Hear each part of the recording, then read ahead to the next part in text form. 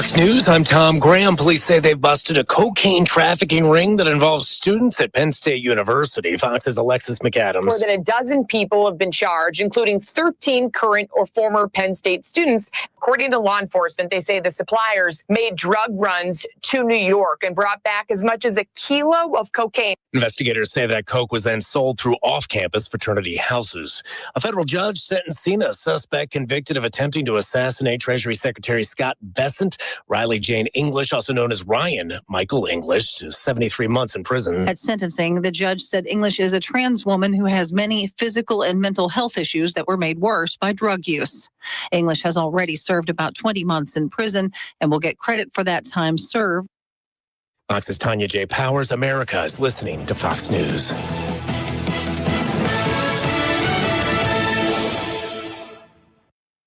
Lunchtime just got an upgrade. Stop by McAdoo for our $8.95 weekday special and grab a legendary sandwich at an unbeatable price. Choose from your favorite classics, the Coney Island, Betty Bob, Ragtime, or Stogie. Classic sandwiches packed with savory meats and flavors in between fresh bread. Make it a meal by pairing your sandwich with a sidekick, a warm cup of soup, or crispy chips. Great food, cozy vibes, and the best deal in town. It's time to share great food and fun. Just to be there, the only one. Just to be there at McAdoo's.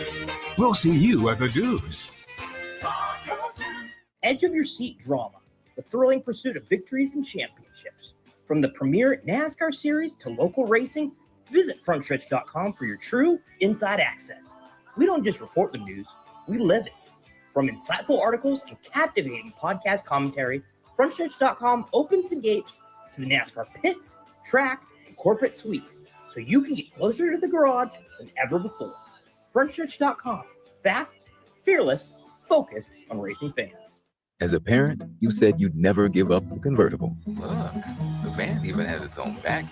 You said you'd never schedule your life around a stuffed animal. Nobody panic. Bun Bun is still at daycare. And never put them in harm's way. I'll be right back, little man. Just gonna pop in the store for diapers. But never happens. Temperatures as low as 60 degrees can be deadly for children left behind. So always bring them with you every time you park the car. Stop, look, lock. Brought to you by NHTSA and the Ad Council. The number 3, one of the most important and powerful numbers on so many levels. And for your wallet, it's powerful at InstantRadioDeals.com. Enter the promo code FIRE at checkout for 33.3% off the list price of select items. Liberty Flames individual game tickets, Liberty Flames season tickets for the upcoming football season, and Hill City Howlers skyboxes and general admission with a $10 food voucher. All through the end of August. 33.3% off the list price of those items when you enter the promo code FIRE at checkout.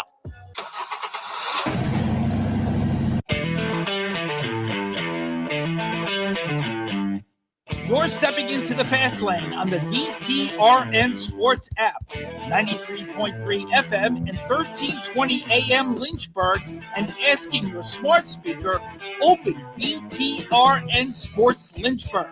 Now, take the fast lane through the topics that matter across the Commonwealth. This is the Fast Lane with Ed Lane and JJ Hendrickson. This would be an I can't help myself detour to start the fast lane. Time to take a detour in the fast lane. What are they, 12? That was my wife's reaction to this situation at Penn State with allegedly Pablo Pledge-Scobar. I had no clue the name even existed. The jokes are writing themselves. If you've been hiding under a rock, there are apparently 2 fraternity brothers at Penn State who were running a cocaine operation. I was just reminded on our Fox News update at the top of the hour, so credit them for the distraction. But the 2 fraternity brothers at different fraternities who allegedly had pledges wrapping up mini bags of cocaine to then sell at parties and dubbed Pablo Pledge-Scobar. I mean, the jokes are writing themselves, which, by the way, prompted me to do a little look ahead to our game broadcast schedule. We do not have game time set, so there's no word on whether these will come to fruition or not. But it could be more demure whiteout conditions at Penn State on September 26th when Wisconsin and Penn State square off in really, really Happy Valley, and potentially as well on October 10th when USC and Penn State battle in that contest as well. In fact, there's probably a good chance the second one would be a whiteout condition because it's a West Coast team coming east for a night game, and usually that's the recipe for that in those scenarios. But I can't get over this. I mean, the guys look like they're 12 years old. I have to defend myself. I was not a Saint back in the day, and I may have hung out with people who could be dubbed. Are you familiar, by the way, with the comedian Ali Sadiq? I'm not actually. No. Okay, Google him. He referred to himself as this, but I've used this term before as well. Street pharmaceutical sales reps. Oh, I think I get the implication I there, think Ed. you might get the implication in that. So again, I'm not pretending to be a saint, but I never tried to unwillingly get people involved in those type of poor decisions that I may or may not have made back in the day. Many of them. Part of my testimony, getting through that, not wanting to go back to that lifestyle, but it is what it is. This is just wild, though, this situation at Penn State. I get it. Glass houses and my house from the past is pretty glassy if you want to look at it that way. But, I mean, I've never seen this. The jokes write themselves. We are drug dealers. Whiteout. Different versions of it at Penn State. I mean, look, you brought it on yourself to an extent, although I will say this.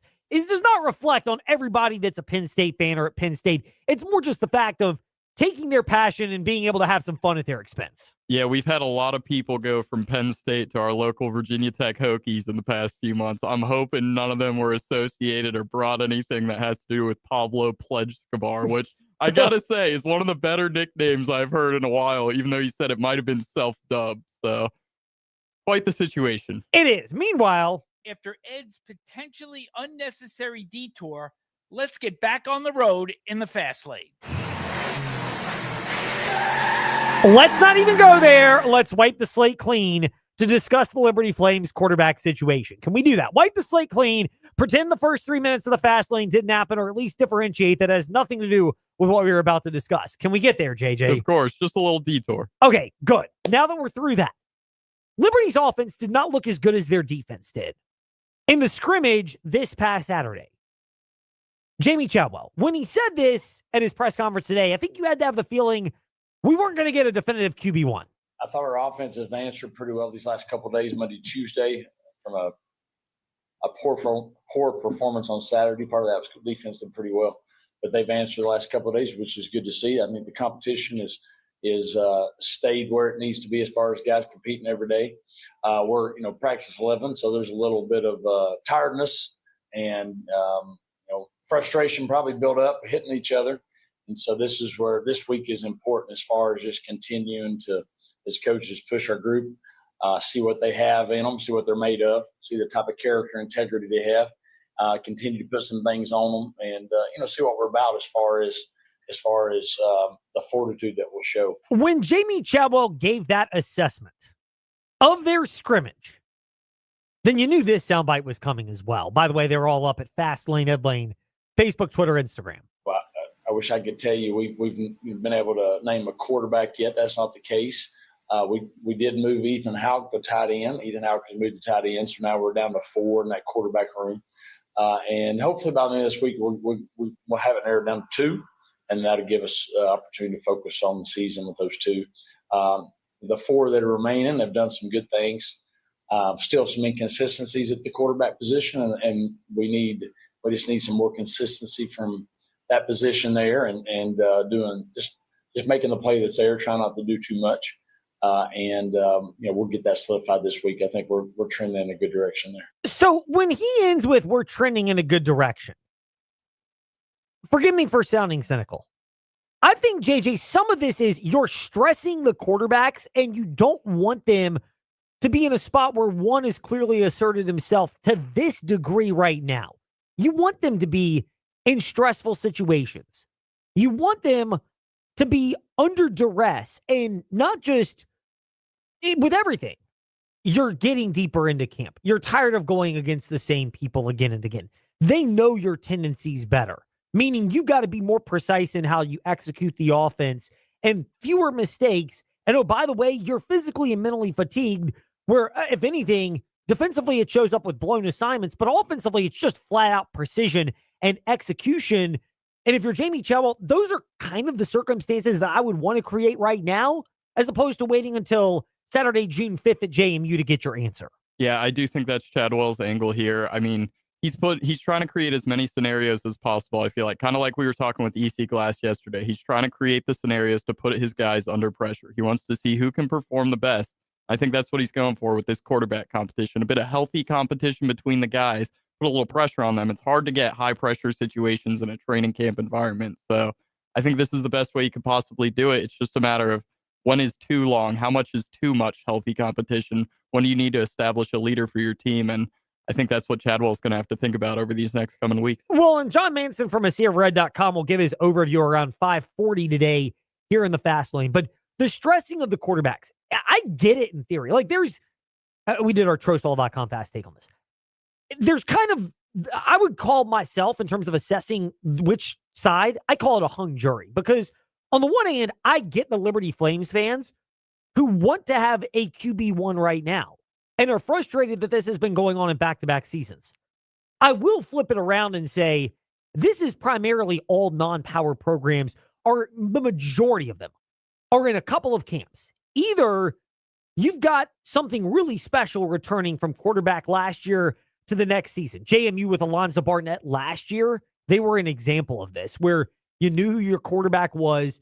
You knew if he could get back to health and stay healthy, he did last year, you could have something special. The Dukes did. A trip to the college football playoff, undefeated regular season Sun Belt Conference tournament champions. But you're either in that category or you're in the one where JMU is in because of that, which is losing quarterbacks. And Liberty, they were in neither. They were in the quarterbacks didn't perform well last year, so you need answers this year. Frankly, the coaching staff, I think reasonably you could say they're on the hot seat. But the idea of Liberty being in this, again, it's worth repeating. They're not the only ones in this category. But I think you brought up the great point, JJ, about how long is too long for stress. Jamie Chadwell addressed that, and I do think it gives clarity the fact that there's probably some gamesmanship going on for the Flames at quarterback with the goal of understanding where you're going to go. The first couple of days, this Monday, Tuesday, this week, has probably been the most consistent that group's played. And we put a lot on them in the scrimmage. Did and we wanted to see, how you respond under the lights, get out of the huddle, all the different things, 2 minute, all the different things that things happen. And thought our guys could have been better Saturday, but they've shown improvement this couple weeks. So they've shown improvement. I think, again, when you're mentioning that, you probably have more guys in mind than others. And Jamie Chadwell mentioned in two different instances. One, Jamie Chadwell noted that, they seem to have some ideas of how the quarterback depth chart looks. They're not ready to give the job to somebody, but I don't think they're just completely out to lunch, or this class, it's nobody. I don't think the quarterbacks are all so bad that none of them would be worthy of being a starter. I think it's more they want to see some things cleaned up to get to that point. I think in your mind you have, and then the 2 or the 3 then will maybe have an inconsistent day, and then you start going question 8. And so just to make sure that the guys that earn it, they've earned it. And so 3 out of the 4 are all brand new in the offense. So you want to give a little bit of time there to see, after you've installed everything, to see how they perform with all the install and some of those things. So we have an idea as coaches. Now we just got to narrow it down and say, hey, what does so-and-so do well, and put them in that situation as if they can do it well. We're trending toward who the top 2 are, and they're sort of separating themselves. I mean, so again, it's not like there's nothing there. I think there's some gamesmanship of the top 2 of, it sounds much more like the top 2, and if I had to guess, it's probably Deshaun Purdy. Many people think he'll be the starter, and Jalen Henderson, who's the one that many people believe has given him the most competition. But it's those 2, and then it's a drop-off. Davis is a freshman coming in. I doubt he's the guy, and it leaves it with Ethan Vasco. And you listen to prior comments from the offseason, Jamie Chadwell, he's just back in action, missing spring ball. I think we have an idea where this is going, but if you're the Flames, it does benefit you to try to put those stressors in place. I'd say more on Purdy because we presume he's probably going to be the guy. And therefore, you want to see if he can handle those, because again, better do all this now than to find out in week 1 against JMU on the road in a hostile environment that he's not the guy. Now, there will probably be signs in that game, which might indicate he's not the guy, but you want to get as much as you can to replicate what's going to be a uniquely hostile opener and really throwing him literally into the fire. Yeah, I actually kind of understand it a little bit more after hearing Chadwell's quote there, talking about wanting to see consistency from the quarterback, because at the end of the day, to see consistency, you're going to need to watch these guys play over a longer period of time. Can they maintain the level of performance that you're seeing in practice? So maybe that's what he's doing to extend this quarterback competition. What I don't especially love is still having 4 different quarterback options. I get he wants to narrow it down to 2, but we're 2.5 weeks away from their opening game here, and we still have 4 guys who potentially could start at quarterback. I don't love that, honestly, Ed. So I get your concern. I'll read into it, though, and I kind of go with the idea. I think they've got 4, but it really sounds like they're in groups of 2. As far as 2 they like, I'm going to presume Purdy and Henderson, and 2 that are more break glass in case of emergency, where they have not officially been ruled out of the QB competition. I am putting the quotes up and saying it with a lot of sarcastic tones for those that are just listening on 93.3 FM and the VTRN Sports app or Fastlane Ed Lane on podcasts, and those that happen to be watching on Facebook Live and YouTube for the machinations. So I tend to think that's the case. And part of the reason why, JJ, is they seem to have a timeline with the goal of the next scrimmage being this Saturday, the final stress test to ideally, if you're the Flames, have a quarterback so that you can get toward the end of breaking camp, which is toward the end of week 0 next week, and then be ready for game week the following week against JMU. What we need to see from the stressing is who's handling the different calls, who's handling it and being able to get us in the right play at the right time. And if they don't make the play, they don't bury themselves. I think that's the next key. Because when you're competing for a job with a lot of other good quarterbacks, you start to, oh man, if I don't make this play, you first get in your head a little bit. And so I think we've got to see guys let loose and not try to lose the job, but go win it. And I'd love to see guys go win the job and not trying to be a little defensive and, hey, I'm just trying not to lose the job. Does that make sense? And so I'd like to see some guys take that step. So we'll stress them. Today, I think we'll stress on the quarterbacks. Tomorrow will be another one. We'll pull back a little bit Thursday, and Friday won't be as situational heavy. And then Saturday will be another situation. Saturday's the scrimmage. When you're that detailed in your plan, maybe I'm reading too much into this, JJ. It sounds like they would love to have their QB1 maybe not announced by the end of next Saturday, but in their internal discussions in mind, they'll know who the guy is. Not saying that's guaranteed, but if I'm reading this correctly in the way it's being positioned, and again, there's an element of reading into this. There's an element of assuming. We know what happens when we assume. At least it happens to me. Maybe not to you, but certainly to me, JJ. I might be off. But I tend to think they're trying to get to that stress point to whittle it down. I think they whittled it from 5 down to 2. Ethan out turning into a tight end. Got rid of one of those options, just to be blunt about, when you're looking at it just from the QB room. So how from QB to tight end, that means you're down to 4. It sounds like they're down to 2. I doubt they're going to play Davis, the true freshman, so we'll whittle him down. Vasco delayed getting back from the injury. I tend to think you're probably looking at Purdy than Henderson in this, but you want to be extra certain, and so you create some extra stressors to try to get to that answer. Yeah, one thing that I'm curious about that I don't know how much it's been reported is how they're dividing first team reps in training camp. Are all quarterbacks playing with first team? Do you know? They're not allowing enough media accessibility during that time. Okay, so it's not entirely clear. So, in other words, that's a great question to which we have moderate amount of answers. Like today at practice, it was clear when Ethan Houck is in a regular jersey and is taking reps with the tight ends that he's at least trying that, meaning he's out of the quarterback race. So that part's clear. But they don't leave the entire practice open to the media, even if you dispose of your phone. I mean, it's fairly easy to manage because it's a lot of the people that would be at practice would be your Alan Yorks or Nick Pierce's. God bless them, but they work Liberty Flame Sports Network, so they're tied in. So they would do that. And then it's really just, can you control Bryson Gordon, John Manson, and myself? And I mean, look, I know I'm a wild child, but it's not that hard to just say, put the phone away for X amount of time. But I get coaches because they do this everywhere.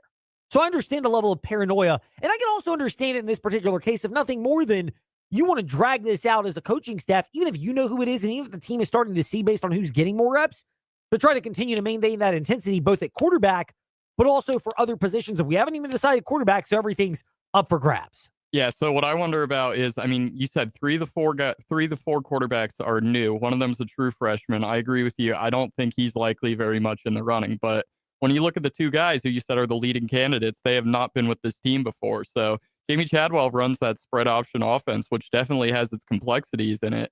So I would want those top two guys to be getting as many reps as possible. If you've got a 4-man competition that you're splitting first team reps with, I feel like you might be leaving something on the table, whereas these guys could learn the offense even more than they already are in this current situation. Yeah, I think that's a very reasonable take. That's the way you would divide it. I think we'll get clarity sooner rather than later. Does John Manson agree? We'll find out from SCofRed.com's John Manson around 5:40 today in the Fast Lane.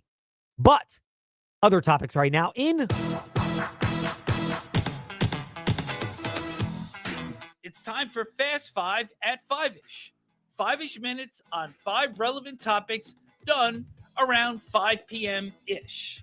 Ish, because our counting skills are kinda ish. Let's start with number 5. So 2 NASCAR car-related nuggets from the last couple of days. 1, Connor Zilisch leaving Trackhouse Racing to go to Hendrick Motorsports. That will begin in 2028. I doubt Zilisch is going to get a lot of support for the rest of this year and next year from Trackhouse Racing, which will shift their focus much more to Ross Chastain and Shane Van Gisbergen. But the talent of Zilisch is undeniable. If I'm him, I take this ride 10 times out of 10, even if it stings for Trackhouse Racing, who have publicly said they love Zilisch, support him, but I think privately your actions can reflect it in a different way. The other nugget for NASCAR, this has flown under the radar, but I think it's really cool.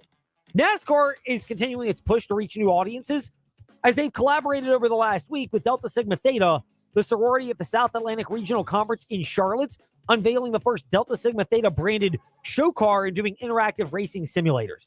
I love this concept. Candy Waller, Madam President, Bowie TV Sports, friend of ours and regular contributor for the Washington Commanders on our coverage and theirs at Bowie TV Sports, she's a Delta Sigma Theta alum. I know a number of others that are in that sorority as well, and there's a very tight bond. And they are if you treat them with disrespect, it's not a good thing. But if you treat them with respect, it can go a long way. And if you're innovative and ingenuity-based, they really embrace that. In that sorority, Candy Waller's an example, very entrepreneurial-minded. I know of other ladies in there as well who fit that description with Delta Sigma Theta. I think this is smart for NASCAR. And, whether it's Omega Sci-Fi, shout out to our guy Ty Tracy, VTRN alum, who's an Omega Sci-Fi. But when you embrace, especially, look, I was in a, traditional fraternity, Pi Kappa Alpha. When you embrace the HBCU, the historically black college and university, and historically black fraternities and sororities, I'll be blunt and say this, maybe he's an unqualified white person. They're very tight. They take care of each other. It is worth your consideration if you are going to join one of those. And it is worth NASCAR to join that push as well. This should be the beginning of trying to reach out and work with those organizations in NASCAR. I love this from an ingenuity standpoint. I just hope it went well and hope and pray that this type of thinking continues and NASCAR does more of this. Yeah, I do think this is an interesting concept. I mean, I don't know much about NASCAR and its branding, but this is something that would have never even crossed my mind. So we'll see if it's a regularity going forward. But I can think of one Penn State fraternity that might not be on any NASCAR cars anytime soon, Ed. No, they would not. So they would be needing a different kind of fraternity. They need legal. The black and white taxi, Ed? Yeah, very much so. Black and white branded apparel, if you will. We're not talking race. We're talking jail pinstripes, if you will. Meanwhile, number 4. Speaking of black and white as their colors, Live Golf, that has been their colors for a while. They confirmed yesterday that their scheduled individual and team championship set to be played in Michigan later this month has been canceled, meaning the tournament outside of Indianapolis is the final event of the season. Can we just say this is probably the final event of Live Golf? With Saudi Arabia's PIF, private investment fund, backing out, how much longer does this organization actually last? It was literally built by Saudi Arabia to be sports washing. If they're pulling their funding out of this, the entrepreneurial people that are on board, that is literally clinging to your last hope. I don't see how this event at Indianapolis for Live Golf is not their last one, even if they are reluctant to actually announce it. Yeah, not having the Saudi Arabian money kind of feels like a death sentence for Live Golf. I think it was an interesting concept as a whole. They threw money at guys to get them out there, but here we are. What's it been around for, 3-4 years? It hasn't been very long, and we're already looking like it's going out of existence. Number 3. Virginia Tech, over the weekend, issued a new RFP for a new athletic apparel sponsor. The deal for Virginia Tech and their swoosh-based partner expired back in June of 2025. Andy Bitter of TechSideline.com had a great recap of this yesterday in covering the Commonwealth. Fast Lane, Ed Lane, wherever you listen to podcasts. And guess what? We keep receipts. Or TechSideline.com for the link when it gets posted there as well. I think this is a good time for Virginia Tech to hit the market. Ideally, you might rather hit the market in a year or two when you're in even better of a spot, but there's a lot of positive momentum around the Hokies. They at least have people that are aggressive and trying to capitalize on it. I think a year from now would be perfect, but this is the next best case scenario if you're Tech, and I'd rather be hitting it now than a year or two earlier when they did not have their ducks in a row. Yeah, that's a great point. I think there's more excitement surrounding Virginia Tech, especially Virginia Tech football right now, than there has been in a long, long time. So they've been with they've been with the Swoosh brand for about a decade now. So I'm really curious if maybe another brand throws a bigger contract at them, try and steal them away, or if they re-sign and extend. More on this with Evan Hughes of TechSideline.com, alum of TechSideline.com, now the director of broadcasting for the Virginia Tech Sports Network, around 5:30 today in the Fast Lane. But Number 2. JMU and Virginia women's basketball have agreed to a new 3-game basketball series. The Dukes will go to John Paul Jones Arena this November. UVA will go to Harrisonburg next season, and then they will have a third trip back in Charlottesville in 2028. 2-for-1 is probably the best case scenario for the JMU Lady Dukes. I love that Virginia's embracing this. I wish we would get more of it on the men's and women's side of these type of games and events. Virginia at their peak, even with the coaching change to Coach Roussel, should be better than JMU, although Sean O'Regan has really had them firing the last couple of years, including making the NCAA tournament last year. I just love these type of matchups. I wish the programs on the men's side would do more of this, where Virginia and Virginia Tech would play your Liberties, your VCUs, and other programs. I understand why it's not happening metrics-based, but again, hat tip to women's basketball in this regard. I think they deserve it for being ingenuitive in this regard. Yeah, absolutely agree with you there, Ed. I think we need as many local games between schools in Virginia as possible. I mean, local games, they kind of brew bad blood sometimes, get a little local rivalry going, and anytime there's spice in a game, make it a little more interesting than just any other regular season game. I'm all for it. Meanwhile, we'll have more on that Monday in covering the Commonwealth with Katie Harper or Shane Metlin of DNRonline.com. But Number 1. Ryan Odom, or O being done with zeros because there are going to be a lot of them, on his new contract that he agreed to with the University of Virginia through the 2031-2032 season. Again, we've criticized Carla Williams a lot, but in this case, giving Odom a new deal after his successful first season and securing a sizable increase in pay to his staff as part of the restructure deal. On top of that, they have funded this program very well based on the fact that they retained pretty much everybody that they could have retained from last year's men's basketball roster.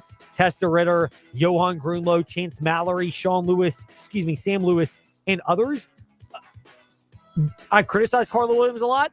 This is one where she deserves the hat tip, getting ahead of the cart and staying proactive on this type of move. Yeah, I definitely like this extension. Obviously had a great year last year, and let's keep in mind they're having a regime change after Tony Bennett was there for a long, long time. And Ryan Odom's had just about as good of a transition of power as I feel like you could imagine at UVA. So I like the decision to extend him, reward what he's done so far, and we'll see if he can keep it up in the future. And I like getting the insight of Evan Hughes, director of broadcasting for the Virginia Tech Hokies. He'll share some of that insight, including discussing his ascent to the new role. And a congratulations to his former colleague, Zach Mackey, on the gig with the Big Ten Network.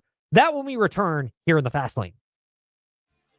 You walk into a repair shop, hear the price of their estimate, realize they'll take an eternity to get to you, and go, uh-oh, better get Maaco. At Maaco of Lynchburg, they're certified to do repairs on any type of car and for any insurance company because they ultimately answer to you. They'll process through insurance companies or help you pay out of pocket. They don't get better prices to insurance companies than they would for you because at Maaco, it's all about being honest with you. So if your car needs collision repair or paint, go, uh-oh, better get Maaco on Kemper Street in Lynchburg.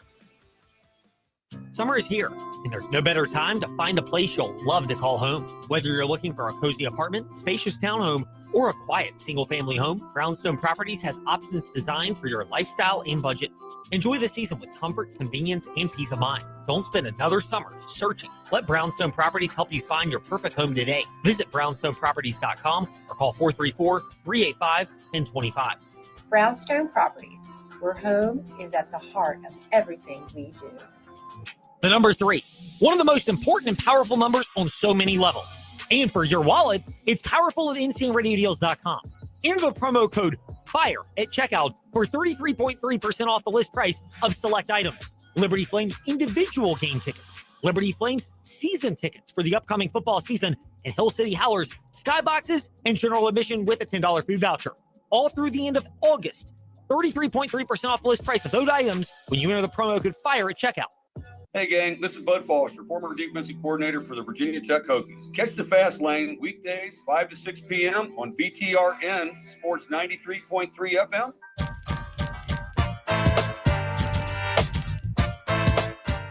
Come join the chat or give us a piece of your mind. JJ Hendrickson 27 and Fastlane Ed Lane on Facebook, Twitter, and Instagram. So the phrase win-win does get overblown a lot, and I understand why. But the transition at Virginia Tech within their broadcasting structure for Virginia Tech Hokies athletics that you hear, by the way, on the VTRN Sports app, 93.3 FM Lynchburg, and our sister station, 106.3 Gretna Southside. That it literally is, because Zach Mackey gets to go to the Big Ten Network. It's a great opportunity for him. And no offense to him, he's not a Virginia Tech alum, so I think the emotional connection is different, but he handled the job so well. He was juggling that with the Big Ten Network opportunities last year, as Mike Burnap shed some light on in the Fast Lane on Friday. If you missed it, go back, check it out. And guess what? We keep receipts. At Fast Lane Ed Lane, wherever you listen to podcasts. And Evan Hughes is a Virginia Tech alum. He was with TechSideline.com and a Covering the Commonwealth guest, by the way, back in the day. And has had a chance to, people say pay his dues, but work his way up doing Hokie baseball. He did it very well during Virginia Tech women's basketball. I'm sure he'll be sad to have to change and transition from some of those duties, but gets a wonderful new opportunity doing men's basketball, being part of the football coverage, and more. And we're generous enough to hear from him and chat with him right now in the Fast Lane. Evan Hughes, who is the new director of broadcasting for the Virginia Tech Sports Network, with us in the Fast Lane. Evan, welcome back. We're glad to be speaking with you. Congratulations on the opportunity, and more so the fact that once upon a time you started off as a schlep who had to endure covering the Commonwealth segments in the Fast Lane, and you have graduated to much more prestigious opportunities than having to appear on this piddly program weekly. Ed, great to be with you and JJ and all of your amazing listeners. Thanks so much for having me on. Thanks for the kind words yesterday. Covering the Commonwealth is one of the favorite segments I've ever done in radio. It's been an honor. I hope maybe I can pinch hit if ever needed for covering the Commonwealth. But truly, whether it's our football, men's, women's basketball, baseball broadcast, or being here in the Fast Lane with you, it's always a treat to be with you and your audience in Lynchburg. So thanks for having us on. Be careful what you wish for on that. We just might take you up on that. I'm in. Let's do it. I'm serious. But thanks for having Mike on. It's great to be with you. It's a great time of the year. There's a ton of excitement, and but I'm certainly really excited as well for Zach. And I'm glad you brought that up, because there is truly so much that Zach will get the recognition that he deserves on air for, but so much from a behind-the-scenes standpoint of building the Virginia Tech Sports Network and the operations on a day-to-day standpoint. He set a very high bar, and I would not be in this position without him. So thrilled for him, his wife McKenna, and their first child that's on the way in October. So that's awesome, by the way. When you start to have children, I can say now that our two boys are 8. We had our first day of kindergarten today. I've not gotten an update yet. Congratulations. Thank you.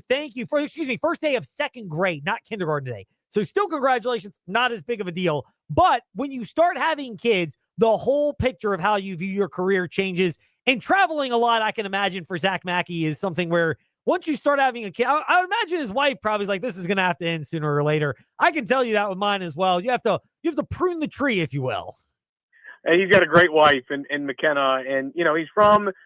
He went to school at Iowa, and then went to Montana State before coming to Virginia Tech. So he's closer to family. That he grew up just inside the Illinois border, not super far from Chicago, where they're relocating to. That's where the Big Ten Network offices are. And let me tell you, Zach loved Virginia Tech, and he still does, and he poured everything that he had into it. And again, we're super grateful, and I can get into the weeds and the details of the behind-the-scenes stuff in addition to the on-the-air stuff. But I mean, just a job well done. What a tremendous friend and asset he's been to Virginia Tech. He will be sorely missed. But I am excited to try and take the baton and run with it. It really is. I keep saying it, and it's overused, Ed. It is. It's like when everyone says it's a family type atmosphere, which sometimes can be overblown, but it is a dream come true. I grew up a Hokie fan. I have Hokie a Hokie parent, a Hokie sister. I graduated from here. And to have now spent the last 10 years of my life here and to continue in this role, I know how unbelievably grateful I am to have this position. And I look forward to delivering for your audience and many other people this year for Tech football and men's basketball. Evan K. Hughes, those are his social media accounts. You'll hear him regularly on the Virginia Talk Radio Network, the VTRN Sports app, 93.3 FM in Lynchburg, and 106.3 in the Gretna Danville Southside area. We'll get into the weeds for a second. How is your role changing? What are you going to be bidding farewell to? What are you going to be adding as far as what you can share with us here in the Fast Lane? Sure. So the last 5 years in my previous role as the voice of Virginia Tech women's basketball and baseball, my job was solely focused on the broadcast and being with the team, showing up to their practices, traveling with them, being with them, in season for the most part. But Zach Mackey has had a full-time role as the director of broadcasting. For those that don't know, we feel really grateful to have such a large network that airs our Tech football, men's basketball broadcast, as well as Tech Talk Live, the coaches show with Coach Franklin and Coach Young. And there is a lot of work from a day-to-day standpoint that goes into managing all of the affiliate relations, ticket trade, overseeing equipment, various contractors, commercials, billboards, making sure X company gets the right amount of airtime, and working with our sales team and activating that in social media content. So that is what Zach has handled as the director of broadcasting. So when you hear that role, you might think, hey, isn't that really just, the voice of Tech men's basketball and being sideline and pregame and postgame for football? And the answer is yes. But there is also now a lot of people that depend on you, from our team that travels on the road, not just from Bill and Mike and myself, but our amazing team behind the scenes as well, and hotels and flights. And so I am learning all of that as we speak. And I thank Zach for the job that he did onboarding me and getting me ready before he left. So that's kind of the stuff behind the scenes, Ed. And then, of course, trying to get to football practice, men's basketball practice, and be in front of those teams as much as possible. And at the same time, too, wanting to do as much as I can from a different role now for Tech women's basketball and baseball. You mentioned at the top, those two programs have given me everything. They poured so much into me the minute I graduated from college and was lucky enough to get into those roles. Very hard and bittersweet to move on from the day-to-day role that I was in with them, but also trying to find ways to still be involved with them as well and promote them. What role will you be able to have in terms of shaping the direction of how those broadcasts sound? And yes, we do selfishly ask that because we carry Virginia Tech women's basketball and baseball as well.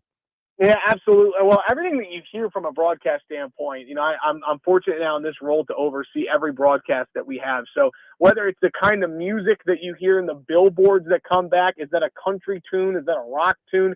Like, those are decisions that are being made right now to what order the commercials go in, to the way the billboards sound, what highlights are in there, getting those cuts. So every little decision that you might not think about as an everyday radio listener are decisions that are being made of how it sounds to you, the listener. We want it to sound as best as possible, from every little detail to how post-game show is going to work, how pre-game show, the format of it, the timing of it. So that's been really fun to be able to kind of put my hands on that and also build off of what's been here for a long time, going back to when Bill was the director of broadcasting, Bill Roth, doing that on a daily basis. So, and then of course as well, we have not, we're still trying to figure out what women's basketball and baseball in that position is going to look like. A lot of moving parts right now, but obviously hope to move on that soon, because we're going to have a great person in that role as well that hopefully we'll be able to introduce onto your show at some point, Ed. Yeah, we'd be delighted to get with you guys on that and have a chance to discuss. And I know we're like us, you're juggling lots of balls right now in the air between that and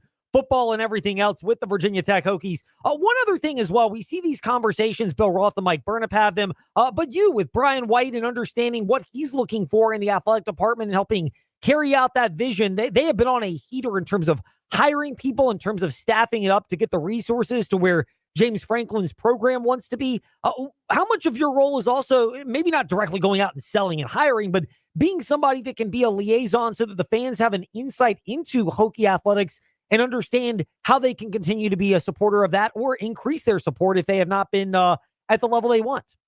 It's a really great question, Ed. I thank you for asking that, because something I'm trying to do in my role now, too, is in this day and age, yes, it's important to have really great radio broadcasts, but also we have a podcast network with the Virginia Tech Sports Network. So this year we're putting a higher emphasis on doing more video content and partnering with our creative content team and having a studio and You might see Level 7 with Bill and Mike came out today with Ace and Stevens. That's in a studio.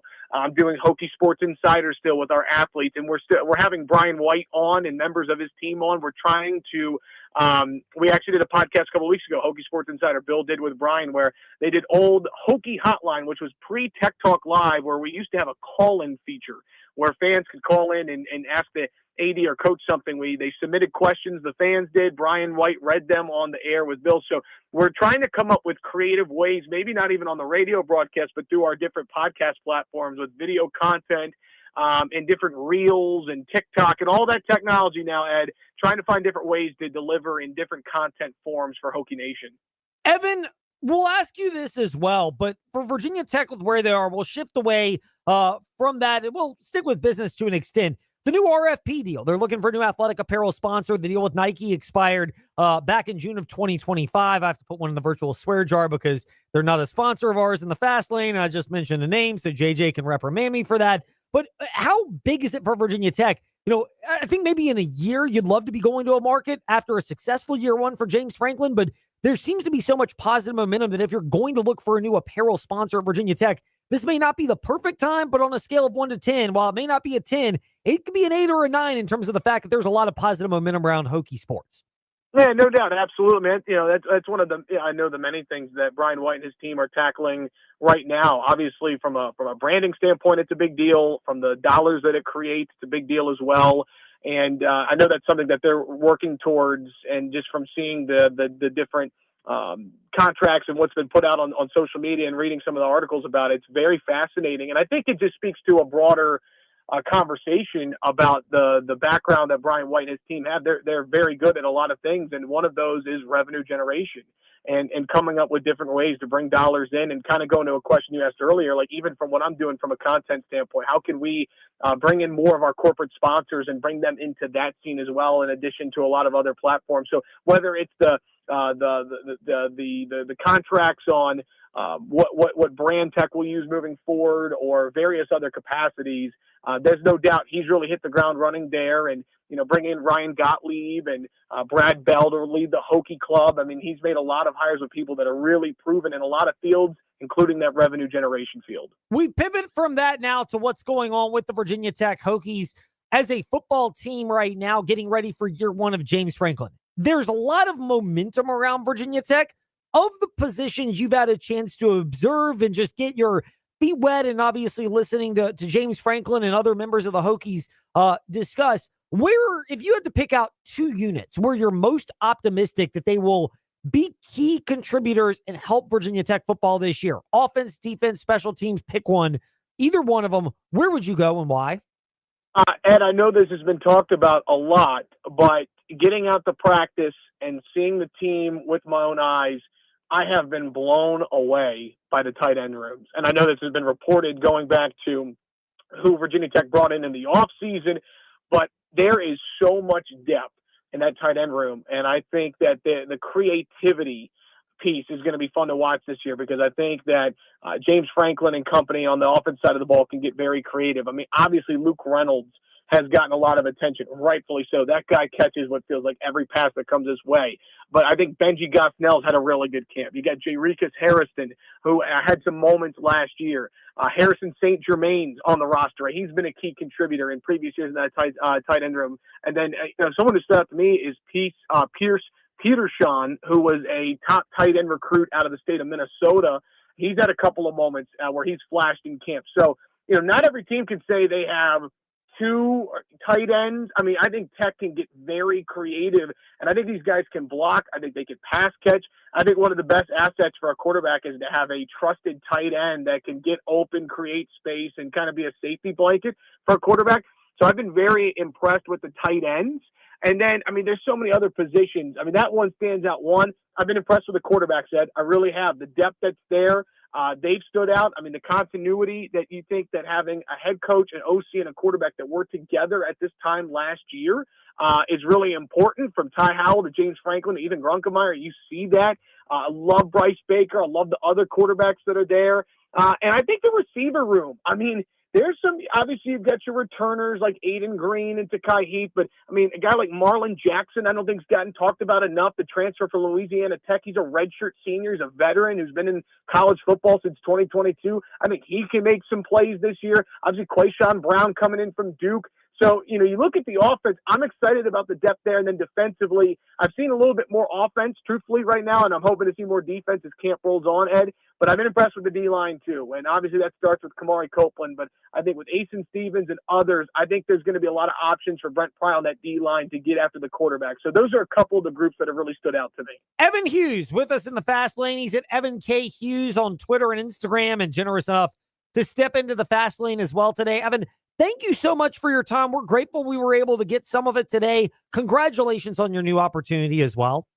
Ed, I appreciate you, man. Seriously, the Fast Lane, you guys have been so good to me. You're the best in the biz. So appreciate you. Thanks for having our team on, and looking forward to being on the airways right here on VTRN Sports in the future. Likewise, Evan Hughes with us here in the Fast Lane. When we return, we pivot from there to the Liberty Flames. Is John Manson reading the same thing into the Liberty Flames quarterback battle that we are? That will be discussed when we return here in the Fast Lane.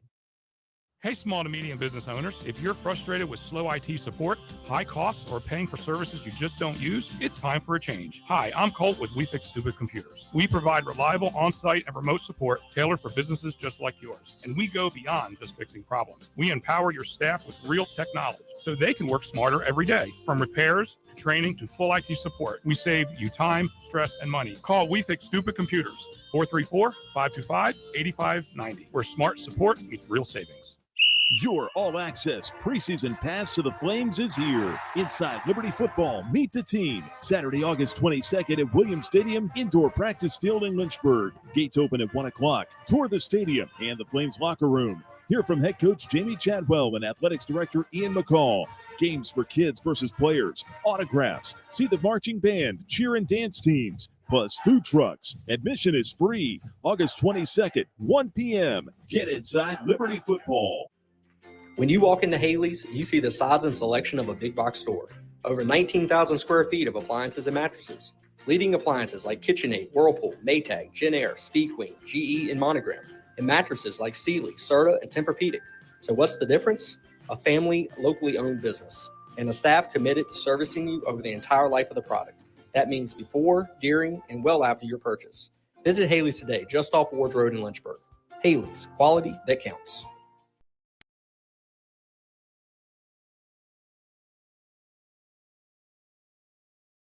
Step into the Fast Lane 24/7 at JJ Hendrickson 27 and Fast Lane Ed Lane on Facebook, Twitter, Instagram, YouTube, and wherever you listen to podcasts. Now, back to the Fast Lane.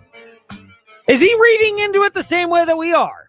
John Manson, Liberty Flames reporter for ACFRed.com, with us here in the Fast Lane. John, great to be speaking with you. If our audience missed our thoughts, they can check it out. And guess what? We keep receipts. At Fast Lane, Ed Lane, wherever they listen to podcasts about the Liberty Flames quarterback battle. That they're not ready to name a starter, but they at least seem to have an idea in their head and maybe have narrowed it down to two definitive guys in the competition, two that are out. We're not including Ethan out because he removed himself by going to tight end.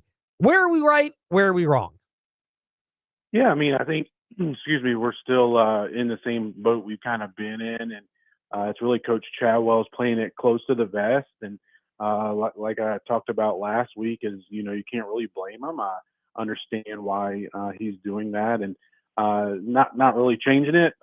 So, we're down to 4 because Ethan Houck, like you mentioned, is, kind of approached Coach Chadwell and said, since he was basically 5th in the quarterback battle at this point in time, according to Coach Chadwell, then, he wanted to slide over to tight end to hopefully be able to contribute and play and impact the team this season. So we're down to 4, and one of those 4 is a true freshman, Jakin Davis, which, Coach Chadwell was talking very highly about today, but still, it would be highly surprising if a true freshman would beat out 3 guys who have played at the P4 level, and 2 of which have started at the P4 level, multiple games, and then also, Vasco, who's the incumbent starter returning for Liberty. So it'd be really surprising if Davis did supplant those 3. So in my mind, I think we're kind of down to 3.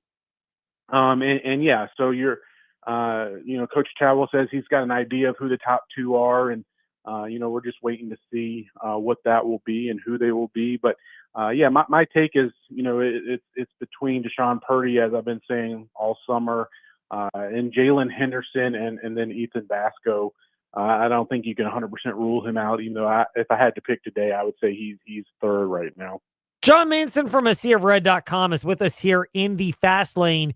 John, how much of the disappointment for the Saturday scrimmage is disappointment that quarterbacks are not stepping up? How much of it is Jamie Chadwell understanding that maybe they went into that scrimmage with the idea of stress testing this offense just to give them an idea of what that is and scenarios to have to continue to navigate throughout the remainder of camp because you don't want to be confronted with it the first time against JMU?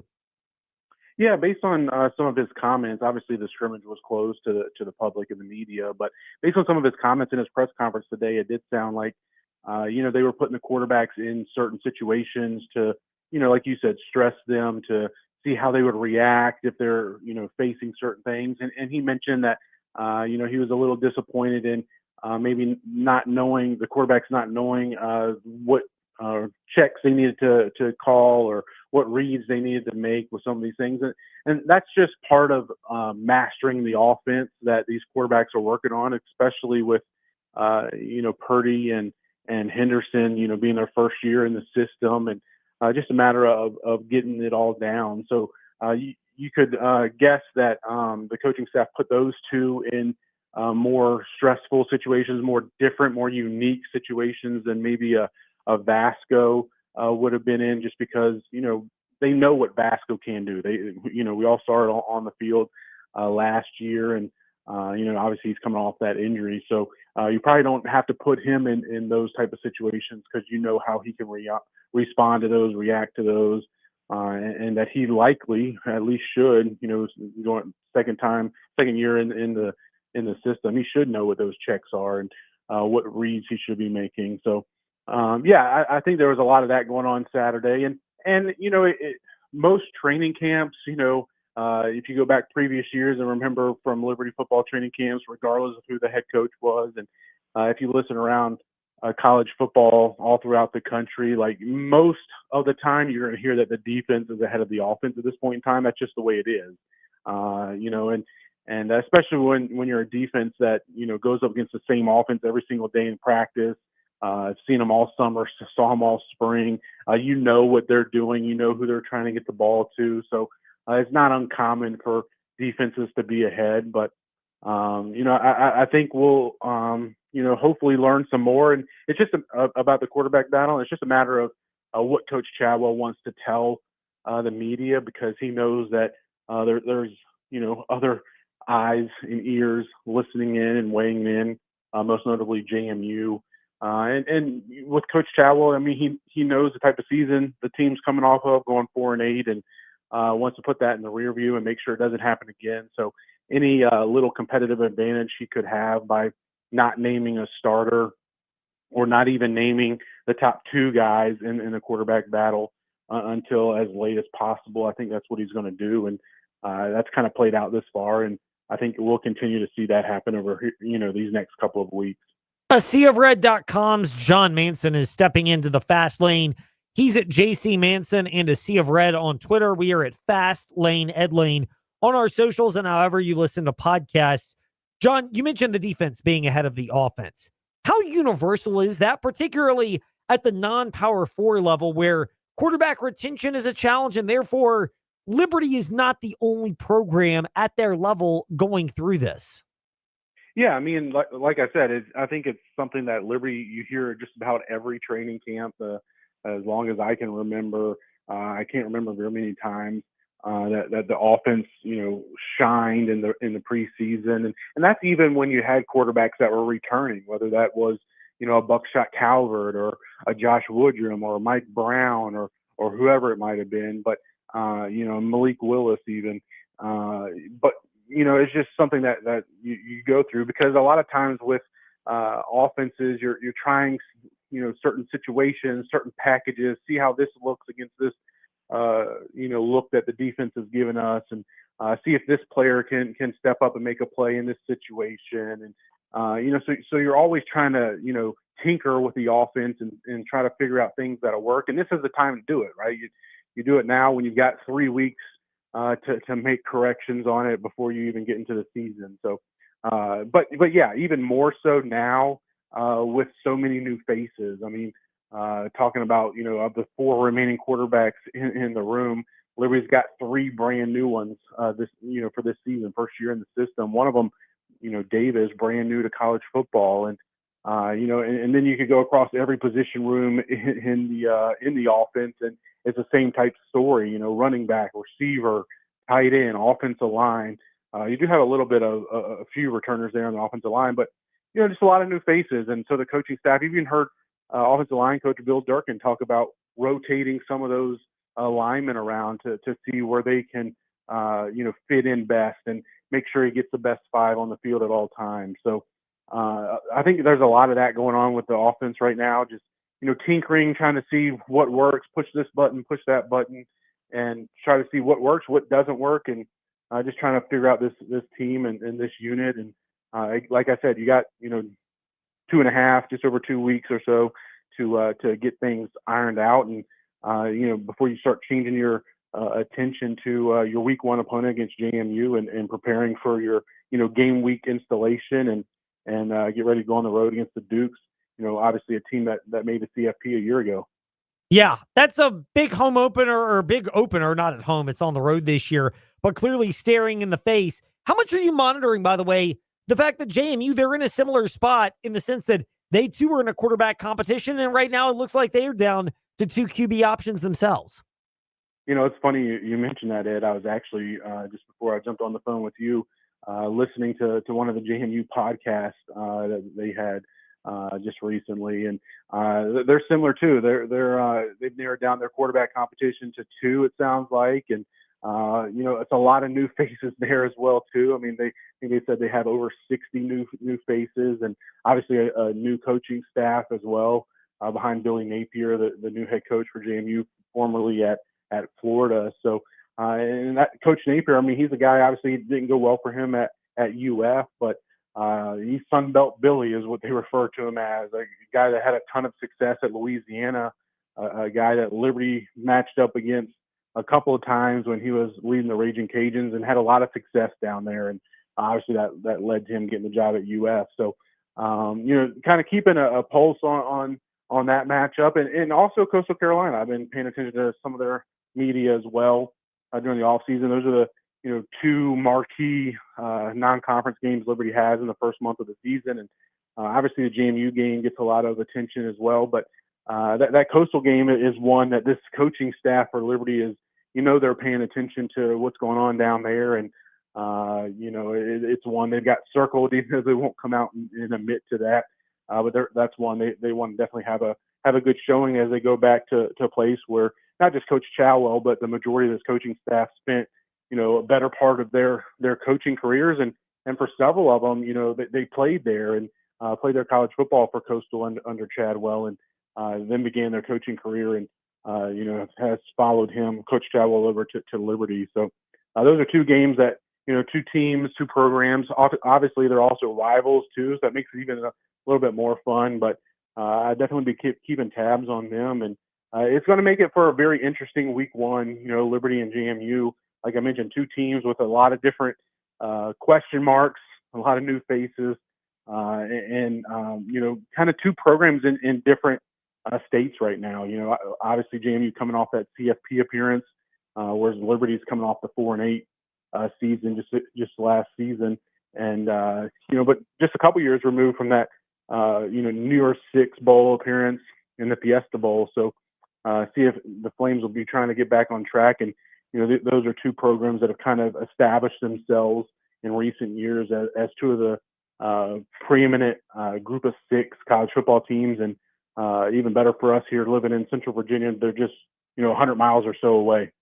Yes, it is. It's fun. That's why it's the Battle of the Blue Ridge. We'll be previewing that as the weeks progress. John Manson from ASeaRed.com with us in the Fast Lane. John, great to chat with you. Thank you for your time and helping us sift through the camp updates.